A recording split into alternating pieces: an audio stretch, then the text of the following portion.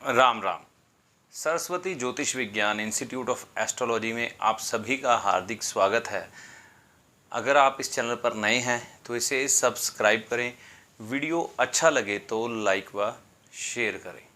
जैसा कि थंबनेल आप बाहर पढ़ के इस वीडियो के अंदर आए हैं, क्या घर में मंदिर होना या धर्म स्थान का निर्माण घर में करना, मूर्तियों की स्थापना घर में करके उनका पूजा पाठ करना कहाँ तक सही है?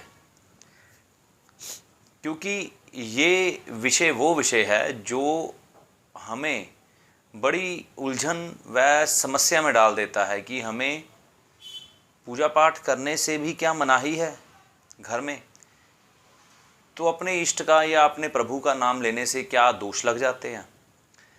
तो देखिए, बात की गहराई को समझने से पहले हमें इसकी जड़ में जाना होगा, इसके मूल में जाना होगा। मैंने अपने गुरुजी से और कुछ धर्म के जानकारों से इस वीडियो को बनाने से पहले चर्चा की, क्योंकि ये विषय बड़ा ही नाजुक विषय है और इसको बारीकी से समझना बेहद ज़रूरी है, क्योंकि कई मिथ, कई कल्पनाएं इसके साथ जुड़ी हुई हैं, तरह तरह की भ्रांतियाँ भी इसके साथ जुड़ी हैं। लोग भ्रमित ज़्यादा हो जाते हैं क्योंकि सही बात को सही तरीके से, तर्क संगत तरीके से रखने वाले लोग कम हैं। सीधी सीधी बात कहकर या ज्योतिष के साथ संबंध जोड़कर बता देने वाले लोग ज़्यादा हैं। लेकिन बात की गहनता या महीनता को अगर हम समझ पाएंगे तो हमें उस चीज़ को अपनाने में हमें ज़्यादा दिक्कत नहीं होगी। तो बात उस समय की है जब भारतवर्ष में मुग़लों ने अपना शासन फैलाना शुरू किया, यानी कि 1526 के नज़दीक की बात या उससे भी कुछ पहले की बात। मुग़ल जब भारत में आए तो उन्होंने जब अपना भारतवर्ष में विस्तार किया तो उनके मन में एक बात आई कि अगर हमने इस देश पर ज़्यादा समय तक शासन करना है तो यहाँ हिंदुओं को कहीं ना कहीं कन्वर्ट करके मुसलमान बनाया जाए, यानी कि उनका धर्म परिवर्तन कराया जाए या उनको उनके धर्म के साथ तोड़ा जाए। जितनी देर तक ये नहीं होगा उतनी देर तक हम इस देश में सही ढंग से शासन नहीं कर पाएंगे और हमारा विरोध निरंतर होता रहेगा। फिर उस करूर सफ़र की शुरुआत हुई जहाँ पर हिंदू धर्म पर उनके अत्याचार शुरू हो गए। यानी कि हिंदुओं पर जो अत्याचार किए गए वो ये थे कि अगर वो मंदिरों में जाते हैं तो उनको मौत की सज़ा दी जाती थी। अगर वह अपना धर्म छोड़कर मुस्लिम धर्म को नहीं अपनाते तो भी उन्हें मौत की सज़ा दी जाती थी। हिंदुओं के मंदिरों को ध्वस्त किया गया। जो उनके धर्म गुरु थे, धर्म की सही शिक्षा देने वाले या दिशा निर्देश बताने वाले कि हमारे लिए क्या ठीक है क्या गलत है, पंचांग की जानकारी देने वाले, ग्रहों की जानकारी देने वाले, धर्म की बारीकियां समझाने वाले गुरु, ऋषि, मुनि, संत, ब्राह्मण, इन सब को अत्याचारों से गुजरना पड़ा। शारीरिक पीड़ा भी इन्हें सहनी पड़ी। इनके परिवारों तक को भी नष्ट किया गया, इनको काटा गया, चीरा गया। हालात गुरु गोबिंद सिंह जी के समय तक ये आ गए थे कि ये बातें बड़ी आम व मशहूर थी कि खास मुसलमान लोग जितनी देर तक एक मन जनेऊ काट के तोल ना ले, यानी कि इतने ब्राह्मण या हिंदुओं का कत्ल ना कर दे, उतनी देर तक खाना नहीं खाते थे। यानी कि उनका पुरजोर था कि सभी भारतवर्ष के लोग हिंदू सनातनी कन्वर्ट होके मुसलमान बन जाए। तो यही वह समय था जब हिंदू धर्म पर अत्याचार हुए। तो उस समय मंदिरों का प्रवेश हमारे घर में हो गया, क्योंकि हम सभी जानते हैं कि जैसे सोमनाथ मंदिर को ध्वस्त किया गया कई बार, एक बार नहीं कई बार किया गया, उसको लूटा गया। जगन्नाथपुरी, वहाँ पर गैर धर्म के शख्स का उस मंदिर में प्रवेश बंद है। तो ये आप समझिए कि अंग्रेज़ों और मुग़लों के साथ ये बातें क्यों जुड़ी हैं। तो इसका कारण यही है कि इस जगह को लूटा गया और मूर्तियां ध्वस्त की गई। उनका ये पूरा जोर था कि हिंदू अपने धर्म को छोड़कर मुस्लिम धर्म में प्रवेश कर जाएं। और जो इंसान जिस धर्म में उत्पन्न हुआ है तो लाजमी बात है उसकी श्रद्धा उसी धर्म में होगी। तो सनातनी तो वैसे ही अपना धर्म पुराने समय में नहीं छोड़ता था, अपने धर्म से बहुत प्रेम था। लेकिन जब इतनी क्रूरता, इतना कत्लेआम मचाया गया तो हमारे देश के जो हिंदू लोग थे, सनातनी लोग थे, वह घबरा गए, डर गए।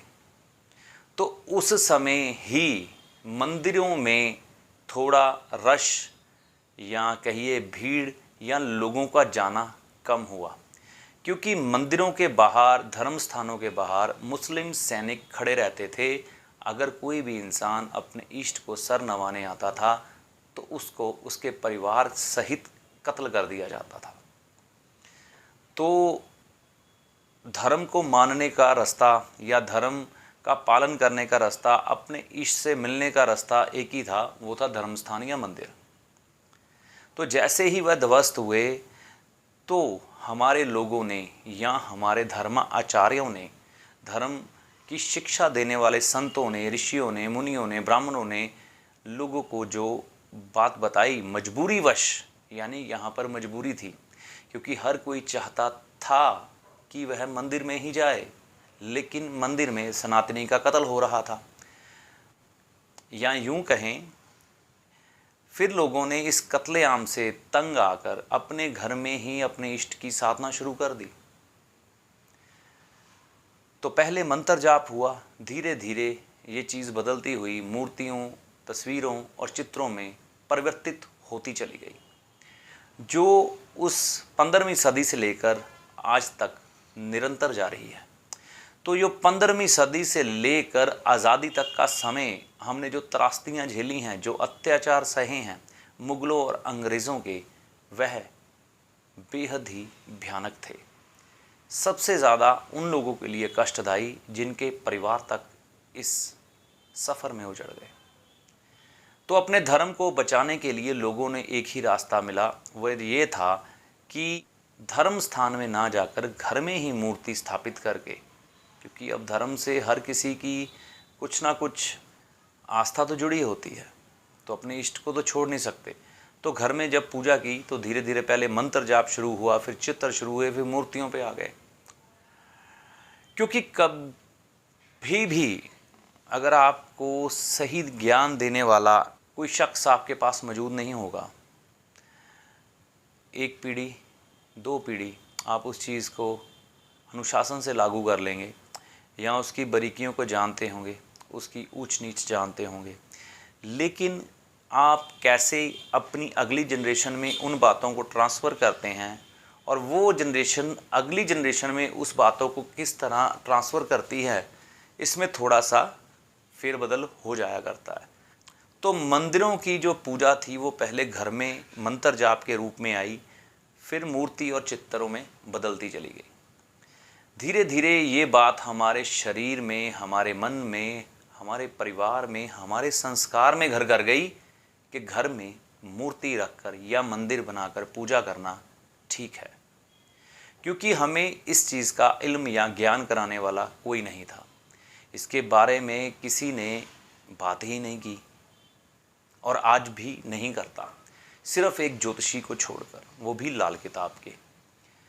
देखिए, जो इस बातों की गहराई है, इस बात को समझना कि मूर्ति पूजा घर में करनी या मूर्ति या मंदिर घर में रखना कहाँ तक जायज़ है, तो पहले इस चीज़ को समझने से पहले आप यह समझें कि मंदिर है क्या।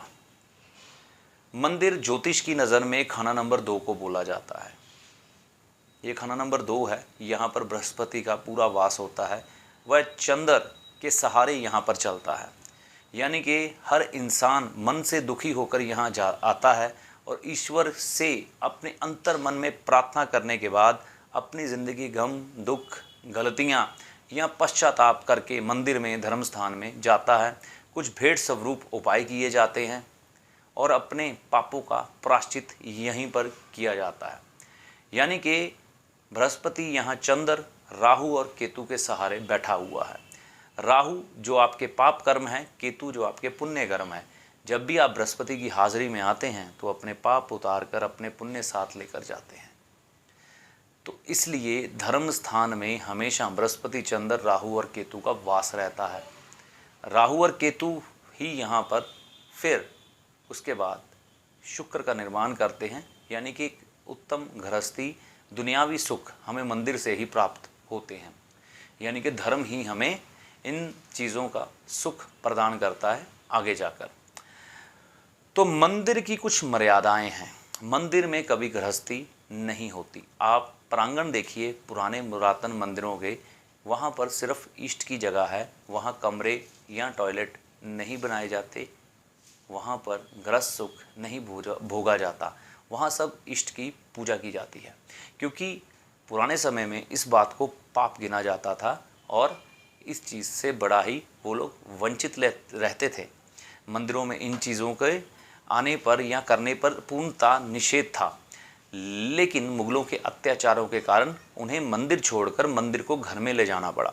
तो जब मंदिर वो मूर्तियां हमारे घर में हुई तो मंदिर की कुछ जो मर्यादाएं थी, जैसे मंदिर में कभी भी लहसुन प्याज का तड़का नहीं लगाया जाता था, मंदिर में कभी गाली या अपशब्द नहीं कहा जाता था, मंदिर में कभी मदिरा पान या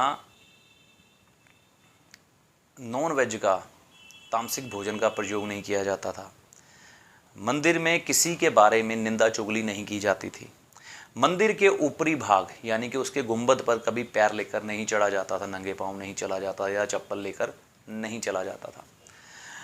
मंदिर के अंदर जब स्त्री माहवारी के दिनों में हो तो उस समय उसका आना वहाँ पर निषेध होता था, मना होता था। तो जब यही ईश्वर आपके घर में चल गए या आपने अपने घर में मजबूरीवश मुगलों से तंग आकर, अंग्रेज़ों से तंग आकर जो धर्मस्थान बनाए, तो ये सभी मर्यादाएं मजबूरीवश टूटी। पुराने लोगों ने पहले मंत्र जाप ही घर में किया था, जो मुझे मालूम पड़ा, लेकिन धीरे धीरे मूर्तियां और चित्र बाजारी चीज़ें बन गई। धर्म को जब बिकाऊ होने लगा, यानी कि बाज़ार में बिकने लगा, तो ये मूर्तियां बनकर हमारे घर में धीरे धीरे समाता चला गया।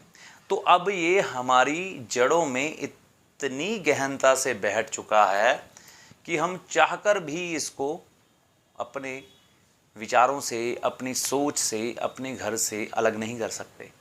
धर्म वैसे इंसान की ज़िंदगी से अलग करना भी नहीं चाहिए, लेकिन जो चीज़ें मंदिर में निषेध थी, मना थी, हमारे घर में वो सारी हो रही हैं। यानी कि हम घर में मदिरा पान भी कर रहे हैं, मांसाहार भी कर रहे हैं, लहसुन प्याज का तड़का भी लगा रहे हैं, किसी का अच्छा या बुरा करने के लिए चुगलियां भी कर रहे हैं, गालियां भी निकाल रहे हैं। हो, और क्या क्या कहूँ। कहने का मतलब, जब हमारी घर में माताओं और बहनों की सेहत खराब होती है तो वो भी उसी मंदिर के नज़दीक से गुजरती है जो आपने घर में बना रखा है। मंदिर के ऊपर जो आपके अगर फ्लैट में रहते हैं या आपका घर है, तो अपने इष्ट के ऊपर आप चप्पलें लेकर चढ़ जाते हैं। गुंबद बनाने का कारण तो यही था, बाकी ऊर्जा का जो संचार अंतरिक्ष से खींचना था, वो गुंबद भी उसमें कुछ ना कुछ पिरामिड के रूप में अपना किरदार निभाता था। लेकिन ये भी एक इसमें कारण है कि पैर लेके अपने इष्ट के ऊपर कोई ना जाए। मंदिर कभी बंद नहीं हुआ करते थे, सिर्फ सूर्य ग्रहण के समय में ही मंदिर को बंद किया जाता था। हम जब भी कहीं जाते हैं तो अपने इष्ट को अकेला छोड़ जाते हैं।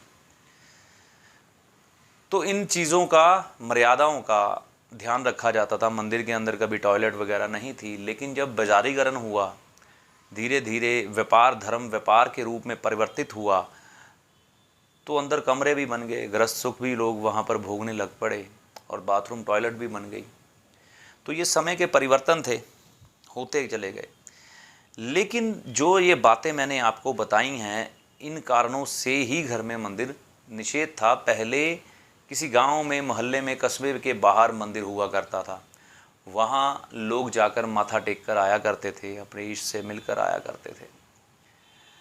तो ये एक तरीका था अपने धर्म को मानने का, अपने इष्ट की साधना करने का। लेकिन लोगों ने जब उस चीज़ को आगे ट्रांसफ़र नहीं कर पाए, 15वीं सदी के बाद के लोग, तो हमारे पूर्वजों ने अपनी सुविधा के अनुसार ही फिर आगे अपने ही नियमों का निर्माण कर लिया।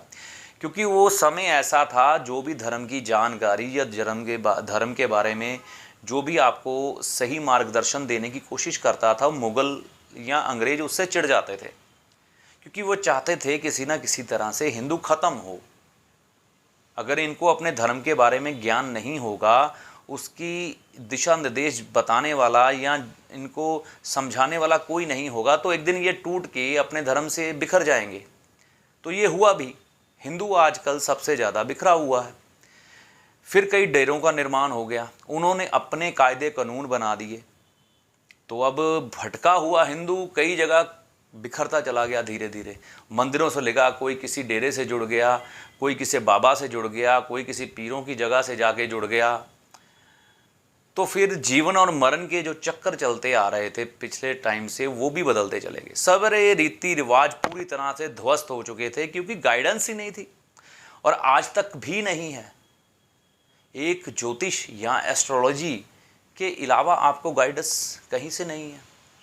हमारे शंकराचार्य या धर्म का कोई ऐसा पीठ की स्थापना ही नहीं है जो हमें कायदे कानून से वाकिफ़ करवा सके, हमें बता सके कि आप ऐसा ऐसा करिए, हमें ये करना चाहिए, ये नहीं करना चाहिए।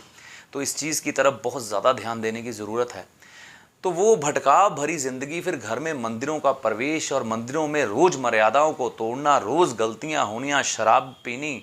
तो कुछ लोग गृहस्थी ऐसे भी थे, या कुछ बच्चे ऐसे हैं, माता पिता बाहर जाते हैं या आपका जीवन साथी बाहर जाता है, तो पर स्त्री को लेकर घर में आ जाते हैं, संभोग करते हैं। हर तरह से मर्यादा ध्वस्त की जाती है।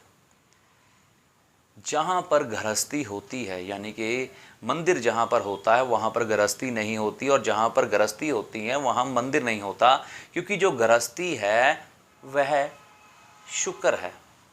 शुक्र औरत को माना गया है, और गृहस्थी इसी को कहते हैं। और जो बृहस्पति है वो मंदिर है, आशीर्वाद देने वाला बूढ़ा, चिट्टी दाढ़ी वाला, सफ़ेद दाढ़ी वाला बूढ़ा। तो बूढ़े और स्त्री का कोई मेल नहीं है। स्त्री जब भी किसी साधु संत के संपर्क में आएगी, या साधु संत स्त्री को अपने संपर्क में लाने वाला होगा, तो वह ध्वस्त हो जाएगा। तो ऐसे उदाहरण जब स्त्रियों के साथ अत्याचार किया गया या मर्यादाओं को तोड़ा गया, तो इसके उदाहरण साफ समाज में मिलते हैं, हमारी कथाओं में वर्णित हैं। तो बहुत सी गलतियां होती हैं जब घर में मंदिर होता है, नॉनवेज खाया जाता है, संभोग किया जाता है, लहसुन प्याज के तड़के लगाए जाते हैं, घर में ही बाथरूम बनाया गया हुआ है, ऊपर हम छत पे पैर लेकर चलते हैं, अपने इष्ट को ताला लगाकर कहीं भी घूमने चले जाते हैं, गालियां दी जाती हैं, निंदा की जाती है, चुगली की जाती है, किसी का अच्छा किया जाता है, किसी का बुरा किया जाता है। तो मंदिर में तो निरंतर भोग लगते हैं, सफाई होती है, बहुत कुछ होता है। तो ये चीज़ें घर में हम नहीं कर पाते, उल्टा गलतियों पर गलतियां करते हुए अपना बृहस्पति भंग करे जाते हैं, तोड़ते हुए चले जाते हैं। यदि इतना बृहस्पति टूट जाता है कि ये दोष के रूप में आपके ऊपर फिर छा जाता है। आमतौर पे बृहस्पति के बारे में ना पुरातन ज्योतिष, पराशर ज्योतिष में एक बात कही जाती है कि बृहस्पति जिस घर में भी बैठता है उसकी हानि करता है, और जहाँ पर देखता है वहाँ की वृद्धि करता है। तो हमने बृहस्पति का मंदिर घर में स्थापित कर लिया। दूसरा, चंद्रमा का साथ जो भोलेनाथ शिव शंकर का है, जो पहले देने वाले हैं, उनको तो कुछ चाहिए ही नहीं, इसलिए घर के जो तिजोरियाँ हैं धीरे धीरे खाली होती चली गई। तो बृहस्पति का वास जहाँ पर हुआ वहाँ पर धीरे धीरे उजाड़ पड़ना शुरू हो गया, यानी कि घर बिखरने शुरू हो गए, लोगों के परिवार बिछड़ने शुरू हो गए, टूटने शुरू हो गए। तो ये एक दिन का खेला नहीं है, ये 15वीं सदी से चलता आ रहा है। तो अब हम क्या समझे, हमारे जो तर्क हैं, जो बातें हैं, जो वैज्ञानिक तथ्य हैं, जो हमारे साथ सनातन घटनाएं घटी, सनातन धर्म के साथ अत्याचारों की, उसकी वजह से मंदिरों का प्रवेश धर्म को बचाने के लिए हमारे घरों में हुआ। क्योंकि उस समय में अगर आपको कोई ऋषि मुनि या कोई बताता भी था, ब्राह्मण या संत, उसको काट दिया जाता था। तो किसी ने फिर उस समय अपनी ज़ुबान खोलने की कोशिश नहीं की कि घर में मंदिर नहीं बनाना, क्योंकि वो जानते थे कि अगर हम कुछ बोले तो हमारी मृत्यु तय है। तो वह गलती वहाँ पर हुई। तो घर में कई बार हम बगैर नहाए धोए घूमते रहते हैं, मंदिर में ऐसा नहीं है, मंदिर में नहाकर ही जाना पड़ता है। तो क्या क्या गलतियां आपको बताऊं कि घर में हम मंदिर बनाकर जो करते हैं।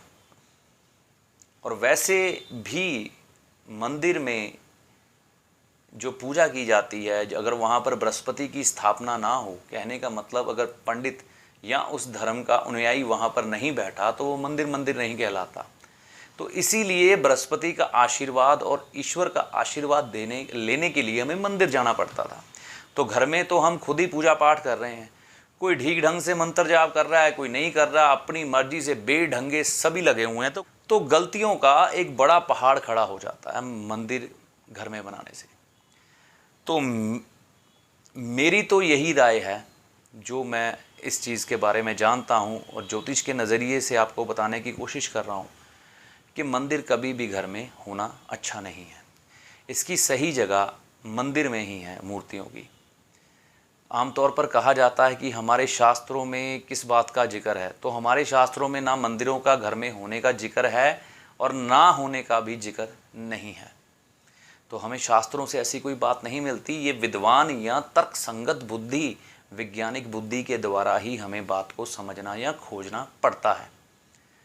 या जो पीछे से साधु संतों में परंपरा चली आई होती है, एक से विद्या दूसरे में वो ट्रांसफ़र करते हैं, एक से बात दूसरे में ट्रांसफ़र करते हैं, वही बातें मैं लेके आया हूँ ऋषि मुनियों से, कुछ संतों से मैं मिला।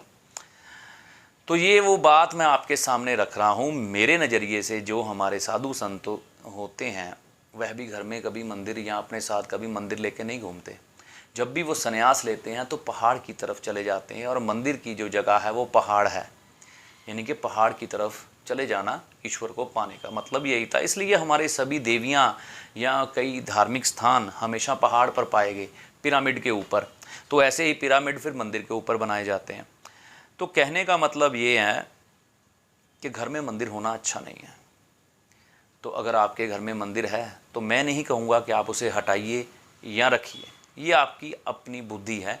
आपको जो ठीक लगता है वह करिए, विचार करिए, सोचिए, मंथन करिए, परिवार वालों से बात करिए, बुजुर्गों से बात करिए, धर्म के किसी अच्छे जानकार से मिलिए, किसी अच्छे ज्योतिषी से मिलिए जो लाल किताब या पुरातन ज्योतिष का ज्ञान रखता हो, उससे मंथन कीजिए इस बात का, अंतर मन में मंथन करिए इस बात का, उसके बाद फैसला करिए। हाँ, और मंदिर हटाने का निर्णय अगर आपने ले लिया है तो किसी ज्योतिषी की सलाह के बगैर घर से मंदिर मत हटाइएगा। अब कई लोग मुझे कहेंगे कि पंडित जी आप मंदिर हटाने की शिक्षा हमें दे रहे हैं और आपके पीछे धार्मिक चित्र लगे हैं। चित्रों का कोई दोष नहीं है, पहली ये बात बता दूं। मूर्ति का दोष होता है 6 इंच से ऊपर की मूर्ति ही प्राण प्रतिष्ठित होती है, ऐसे हमारे शास्त्र कहते हैं। उससे छोटी मूर्ति प्राण प्रतिष्ठित नहीं होती। दूसरी बात, इसका ये मतलब नहीं कि 6 इंच से नीचे की मूर्ति हम घर में रख के पूजा पाठ करें, लेकिन मैं आपको यही बात कहने जा रहा हूँ कि मंदिर का निर्माण जब हम घर में करते हैं तो मर्यादा भंग होती है।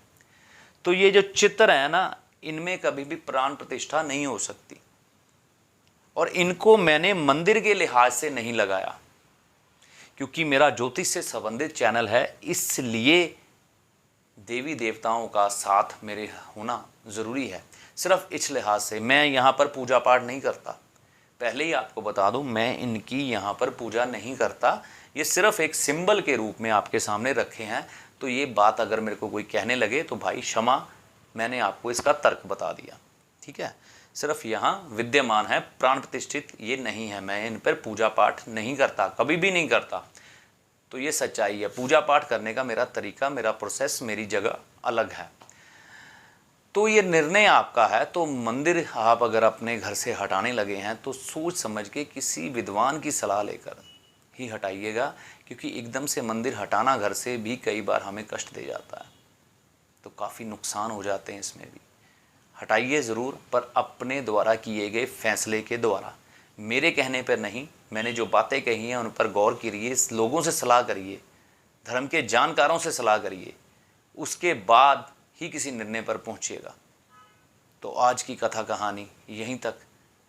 पुराने सब बातों को ध्यान में रखते हुए पूरा एनालाइज करने की अपने तरफ से मैंने ईमानदार कोशिश की है। तो अगर मेरी बात आपको अच्छी लगी या समझ आई तो अपनी बुद्धि से इसका फैसला करिएगा। तब तक के लिए गुरु की कृपा आप पर बनी रहे। राम जी आपकी भली करें। जय माता दी।